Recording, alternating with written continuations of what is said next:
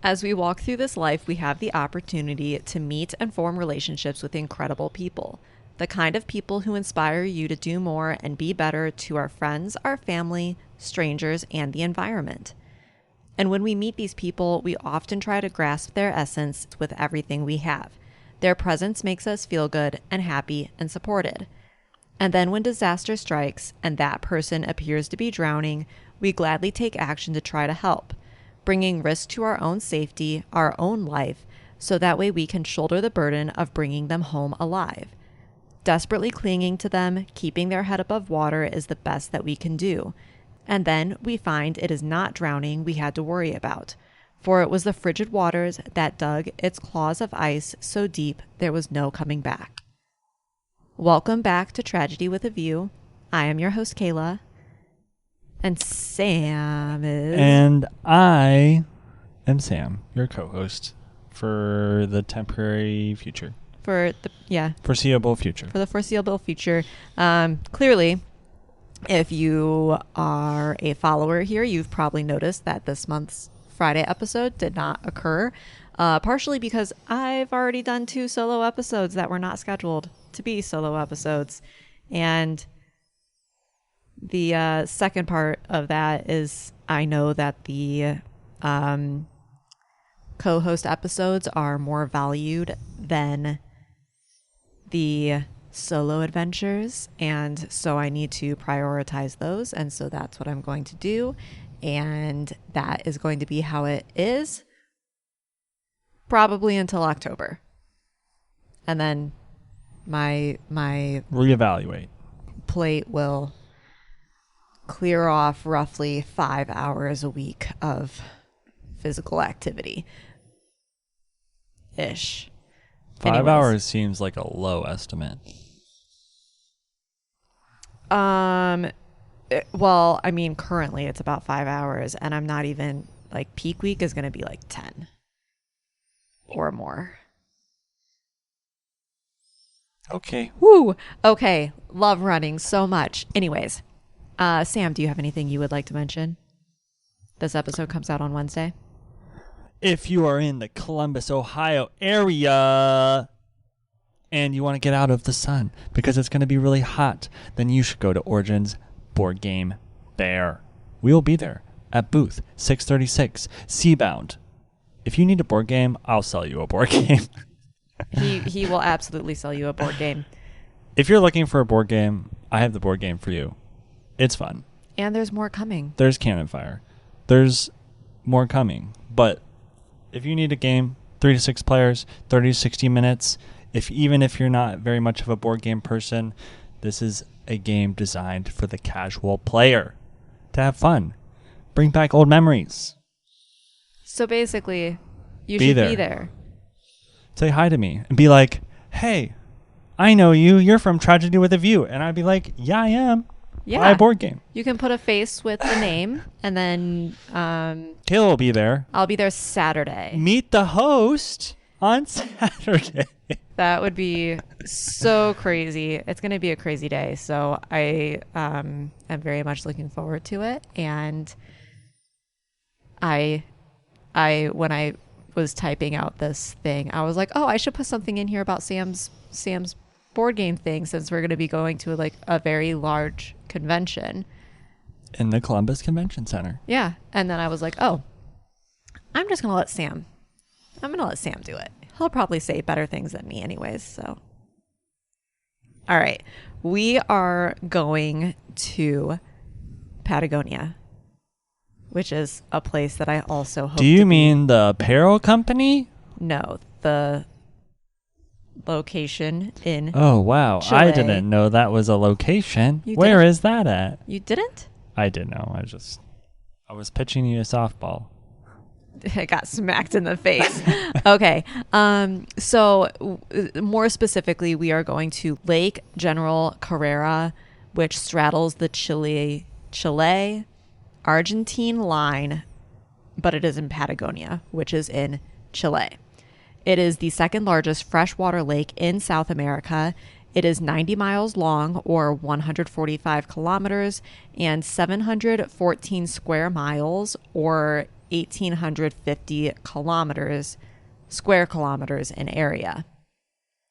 The lake is surrounded by the Andes Mountains, and I want everyone to pause here and get on your phone or on your computer and Google General Carrera, Carrer, lake, or it is also known as Lake Buenos Aires, and look at the pictures of this lake, because I cannot describe in words and put to justice how beautiful it is, and I'm going to look it up here so that way I can show you. Is that ice? There's marble rock formations. Oh. It looks like ice. That's crazy. So there's lots of marble rock formations. The water is turquoise blue. This is a good picture. It's like the things that you jump off of. Mm-hmm. Like all the things that it's not too high, but it is high. Yeah. So, here's another one. I don't know if this was at the beginning, but there's lots of crazy rock formations. Absolutely neat. Stunning. And also pictures don't even do justice to the actual area. So what is the tide like around there? The tide? Yeah. Well, it's a lake, isn't it? Yeah. What do you mean by the tide? Well, I was just saying with those rock formations, I wonder if the water level changed a lot, but if it's not. You know what? That's a good question, because I know with Lake Erie, it doesn't change a horrendous amount. And then when I was in Ireland several years ago, I was really surprised how much the ocean tide went out and then came back in. It's a drastic amount. And I don't know if it's area specific or if it's based on how large the body of water is, but that's a very curious question. Well, it's top heavy, that's why. So it would get worn on the bottom because the water would always be working the bottom half of it. So that's a very interesting observation. My other note related to the size of this lake, if you are familiar with the Great Lakes in the United States, this lake is nowhere near the size of Great Lakes. Smaller? It is smaller. So in 2015, 6 men set out on a 5-day trip to kayak from Port Sanchez to Port Ibanez. These men were Doug Tompkins, Rick Ridgway, Yvonne Chenard, Jib Ellison, Lorenzo Alvarez, and Weston Boyles. So for background, all of these men were very passionate about the outdoors, and they were all very experienced when it came to the outdoors, and specifically being on the water, kayaking, whitewater rafting.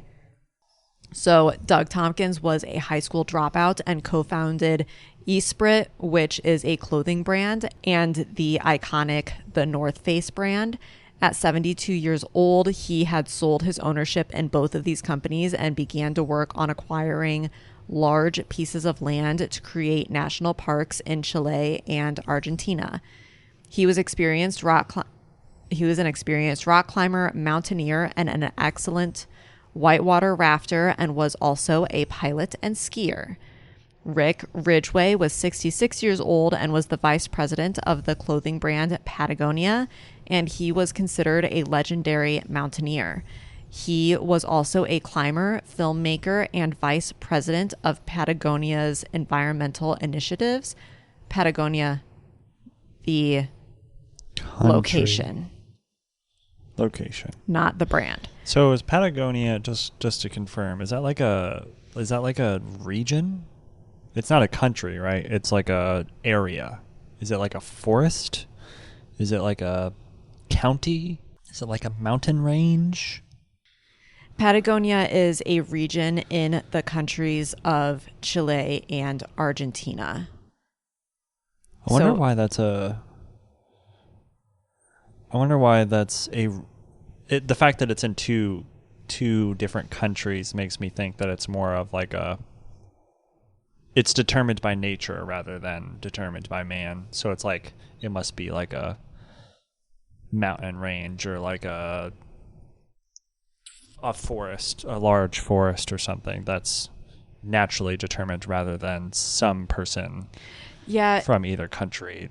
I mean, it almost makes me think of like how Yellowstone is in 3 different states and yet like protected by federal, I mean, clearly because it's a national park, but like I wonder how they decide the boundaries of those.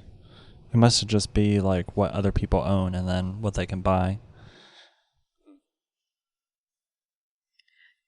Yeah, I think that's a good question for a deep dive. We could do one about Theodore Roosevelt and the national park system. And how that works. That would be a great idea.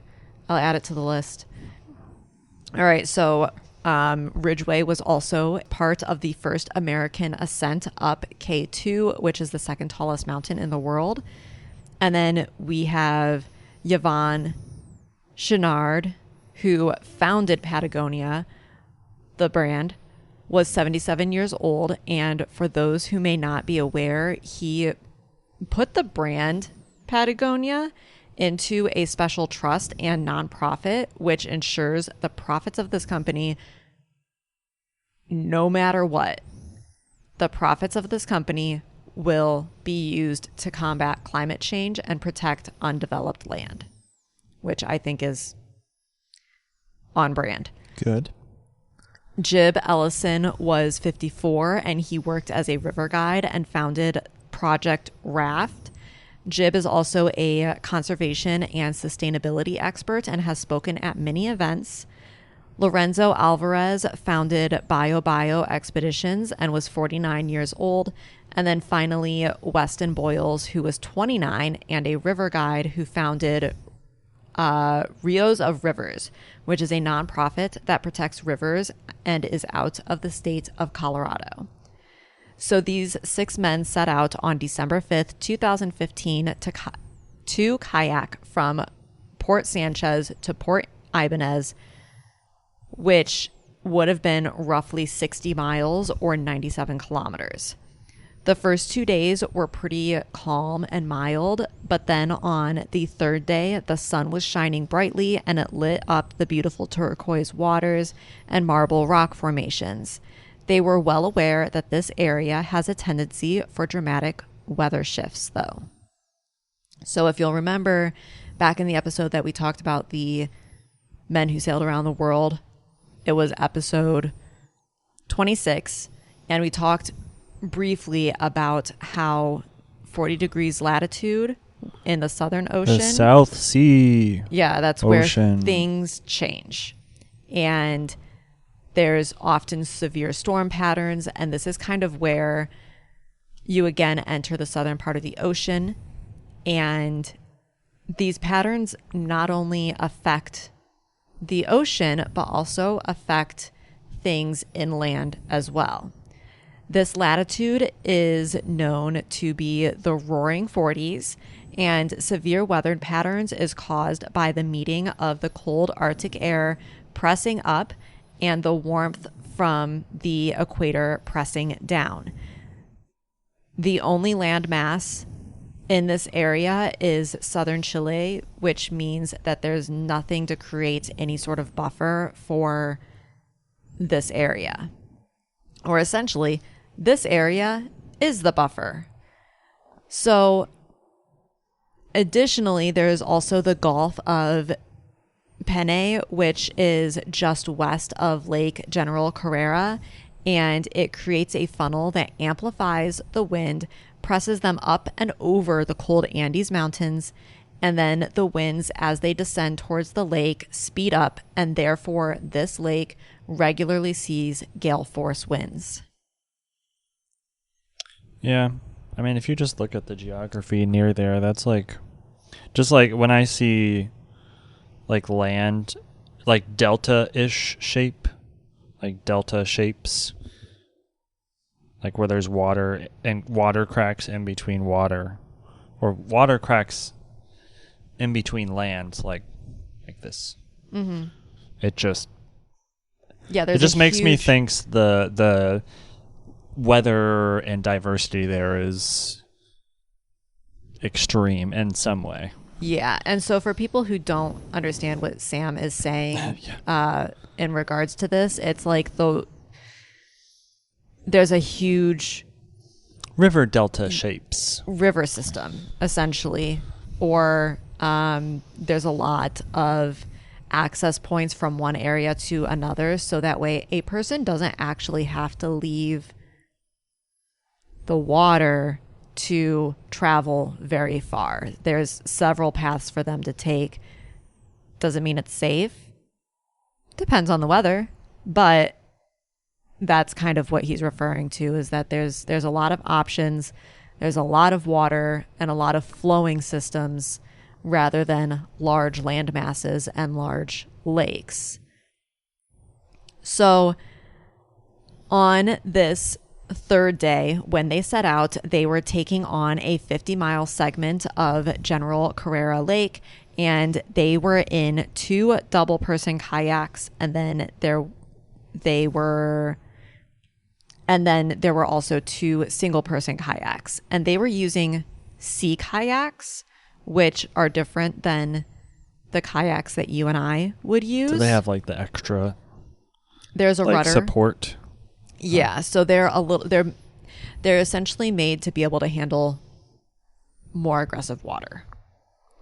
So it was about 10:30 a.m.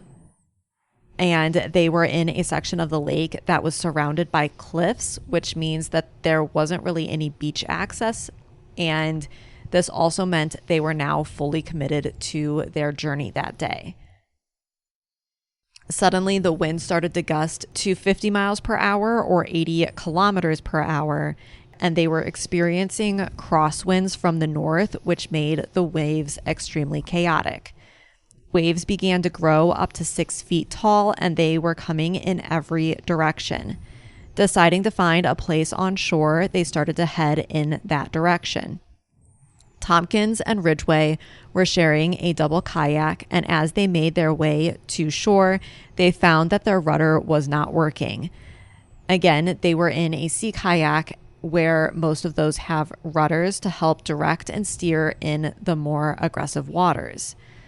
Then, depending on what source you read, either approximately 600 feet or 183 meters from shore, or 200 feet or 61 meters from shore, Ridgway and Tompkins were hit broadside by a wave and their kayak capsized. So I'm guessing the inaccuracy is that they got close to shore, capsized, and then the waves pulled them back out, and probably started around the 200 mark and then got pulled out to 600. Yeah, I mean, that makes sense. They said that there wasn't really beach access, so it's like getting close to the side of the mountain is just going to shove you away, even if you got close to it. Yeah. So the water was roughly 38 degrees Fahrenheit or 3 degrees Celsius, and neither Ridgway or Tompkins were wearing wetsuits or dry suits. Do you know what the temperature was just at the time of the air temperature? I do not know the temperature of the air, but it doesn't really play too much of an effect in this. The waters. Well, I guess I'm just saying it's like, why Like, was it hot out so they didn't think that they needed to wear safety gear? Or I guess that would be summer, right? Because it's the opposite. Yeah, but it's so far south. The average high in Fahrenheit is 58 degrees and the average low is 42 degrees. So, I mean, yeah, that's pretty cold. Cold enough. Yeah. Okay. Yeah. So while they were in the water was so aggressive that they could not see anyone else. So they had no idea if the others were safe or if they had maybe also ended up in the water. After 4 attempts to flip the kayak right side up, they clung to it as the waves pulled them farther from shore. Deciding their fate would be sealed if they stayed with the kayak, both Ridgway and Tompkins let go and started swimming towards land. Okay. I guess. I mean, the water is really, like, wild, and you think your best option is to swim? I don't know. What do you think? I would agree with them. You would swim? That if you're getting pulled farther out into a lake, that's less chance of being able to be rescued. You don't know if the people that you're with are safe or not. They could have all ended up in the water also. I mean, and the longer you stay in this frigid water, which we're going to talk about. Yeah. I mean, basically their best chance would be to, if they got pulled out, their best chance would be to be able to flip over the kayak, which means that the water would have to calm down, which means you'd have to wait for the water to calm down, which could be too late. So. Yeah. So, again, keep in mind, the waves were also, these guys are pretty old. Besides the one guy that's like 29. They're like pretty up there. They're experienced. They are experienced. So the waves were so high that they couldn't see the others, but this also meant that they couldn't see the land that they were trying to swim to. The water was violent, and even with life vest on, both Ridgway and Tompkins were pulled under the waves more than once. At 10:43 a.m., the first person reached shore and was able to place a call to rescuers, and a private helicopter company was called to also assist in their rescue. While all of this was happening, Ellison and Alvarez got into one of the double kayaks and started paddling out to help Tompkins and Ridgway. And along with them, Boyles got into the water as well in a solo kayak, and they all went out intending to pull Ridgway and Tompkins back to shore. Ellison and Alvarez reached Ridgway first, and they pulled him as far as they could onto their kayak and then started paddling back to shore. About this same time, Boyles reached Tompkins. And this is where things go from bad to worse. Boyles describes how Tompkins clung to the ropes that were attached to the stern of the kayak while he paddled, and Tompkins tried to swim and kick in the water to assist. But after about 30 minutes of not making much headway due to the current, Tompkins began to slip into unconsciousness. As Tompkins' fingers slipped from the rope, Boyles grabbed a hold of him and tried to paddle with his right arm while holding Tompkins' head out of the water with his left. Then a wave hit the right side hard, wrenching the paddle from Boyles' grip and pulled it away before he could grab hold again. Boyles now was free to grip his friend with both hands, but without a paddle, he had no control over his kayak. A few times, the neoprene skirt, known as the spray deck that seals water out of a kayak where a person sits, came open and water started to flood in, but Boyles was luckily able to close this before too much water came in. But with the added water, every wave began to feel like the one that would cause him to flip. And then, roughly 30 minutes later, a helicopter arrived. Boyles never once let go of Tompkins and kept his head out of the water the entire time. Once the helicopter arrived, it used a tow line to begin pulling Boyles and Tompkins back to shore. And after about 5 minutes into this drag, Boyle's kayak finally does what he feared and flips over in the water. A life ring was then thrown into the water. Boyles looped an arm through the ring, pulled Tompkins onto his chest, and they were finally pulled to shore and out of the water. Tompkins had been in the water for nearly 2 hours at this point and was completely unconscious. Here, Tompkins was placed into a harness where he was then lifted and flown 100 feet farther to a better location where the helicopter could land. The helicopter then had to go back and pick up the other guys to assist with getting Tompkins into the helicopter. And once he was there, he was flown to the closest hospital. Bet you the closest hospital wasn't very close. At 1:30 p.m., Tompkins arrived at Koihaike She practiced that so hard. Hospital, which was about 75 miles north of where he was picked up. Tompkins had been in the water for roughly 2 hours at that point and was clearly suffering from hypothermia. Hypothermia is generally defined as when your core body temperature is less than 95 degrees Fahrenheit or 35 degrees Celsius. And the severity of hypothermia is dependent on how cold your body is. The body has some mechanisms to fight against hypothermia, such as shivering uncontrollably and pulling blood flow in towards the core of the body so that the body doesn't have to work so hard to first pump the blood through all of your limbs, but it also keeps the warmer blood surrounding your vital organs, and it makes it circle back through the heart faster. And this does have an effect on the paradoxical undressing that occurs in some severe hypothermic cases. As your body begins to decline due to the cold, the brain will no longer keep that warm blood pulled into the core, and it will release it back into the limbs. As a result, when this warm blood circulates back through the limbs, the brain understands this as a sudden heating up and that you are overheating, and thus the person will begin to undress. Other symptoms of hypothermia include high blood pressure, increased heart rate, increased respiratory rate.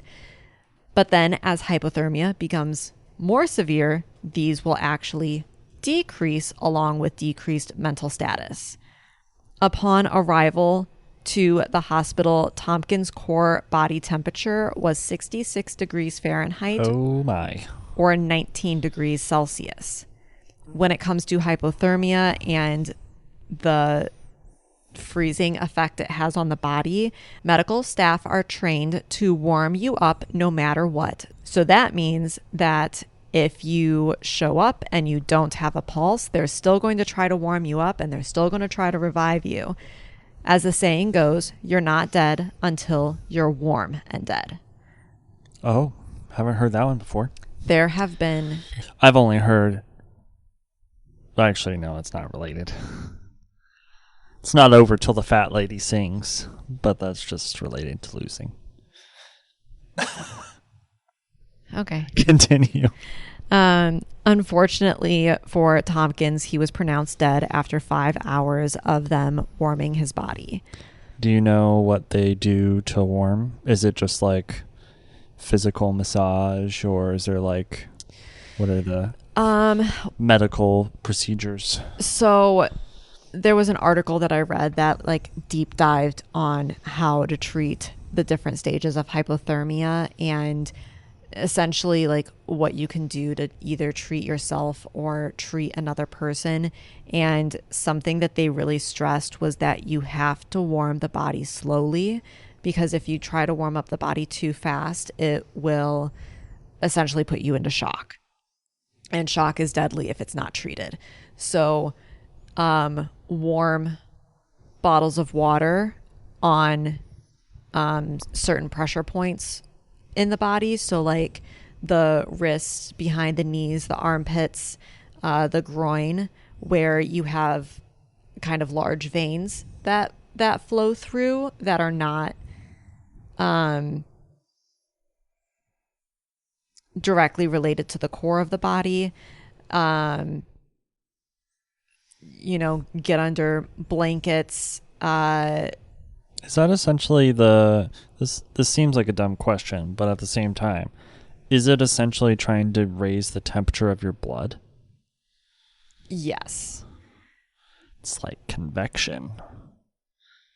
Yeah, so then there's also, different types of hypothermia depending on how the transfer of heat occurs, and convection was one of those that was talked about. And like, clearly I didn't go really deep into it here because I don't want to make this a hypothermia episode. I want it to be about Doug Tompkins.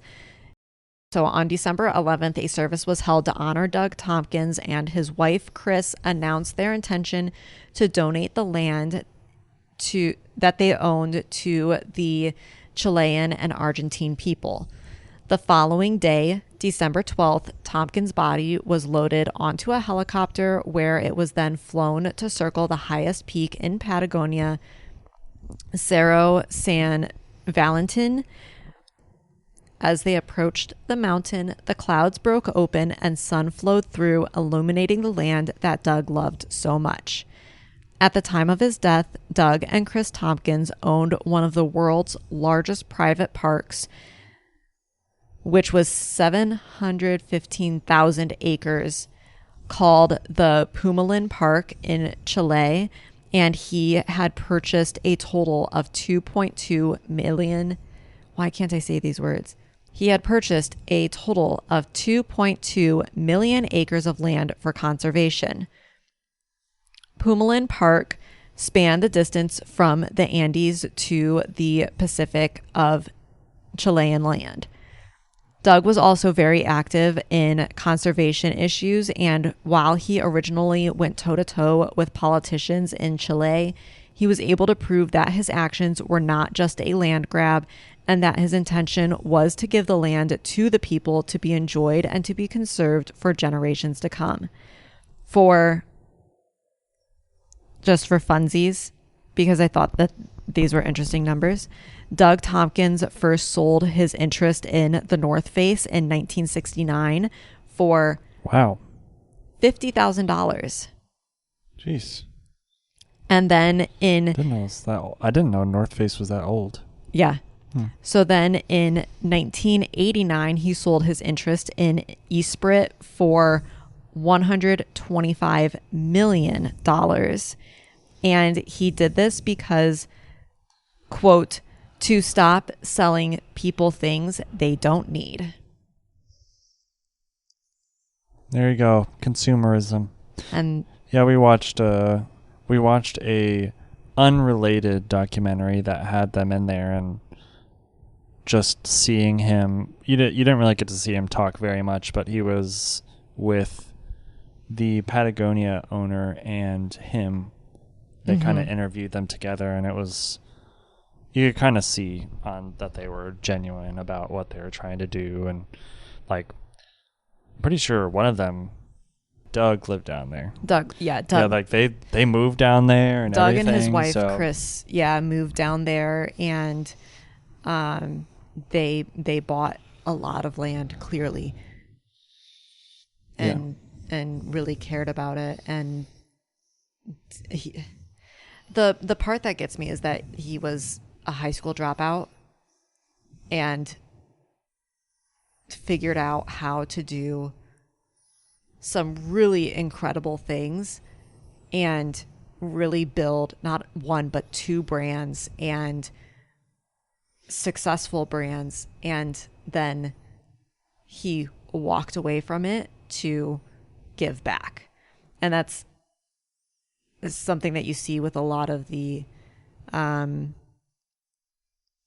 guess environmentalist groups is I mean, not always, but there's people out there who truly are doing it for the betterment of the future, and I think we need more of it. I think it's good to do things with a purpose. Protecting the things that they care about.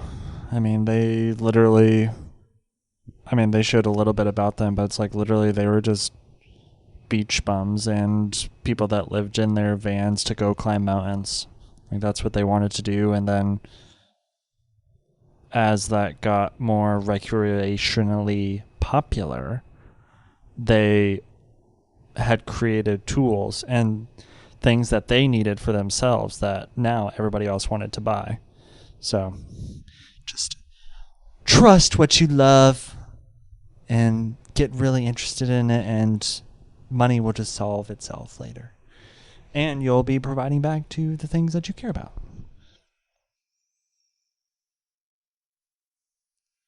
I should quit my job. Oh, jeez. Well, Sam's telling me to. You do what you need to do. All right. Well, that's what I got for this week's episode. And Sam, thank you for joining me again. Of course, Kayla. And anytime. Again, we'll be in Columbus, If Ohio. you're in Columbus, Ohio, at the Greater Columbus Convention Center, it's open from 10 a.m. to 6 p.m. Thursday, Friday, Saturday, and then Sunday it closes a little bit early. Come hang out and see us. Take a picture. We'll be because in our, we're famous. We'll be in our we're not Seabound famous, gear. You can support two brands at one time. Yeah. All right. Thank you for listening. Enjoy your summer. I hope wherever you are, it is warm and you are having bearable. And you are having the time of your life with the most giant smile on your face. See you in 2 weeks. Bye. Thank you for listening. Please take a moment to rate and subscribe from wherever you listen to Tragedy with a View. To get access to ad-free episodes, bonus content, and more, please join us on our Patreon. The link will be in the show notes. Don't forget to follow us on Instagram and Facebook. And to share a story of your own, send us a Campfire Confessional email at tragedywithaview@gmail.com. We'll see you next time.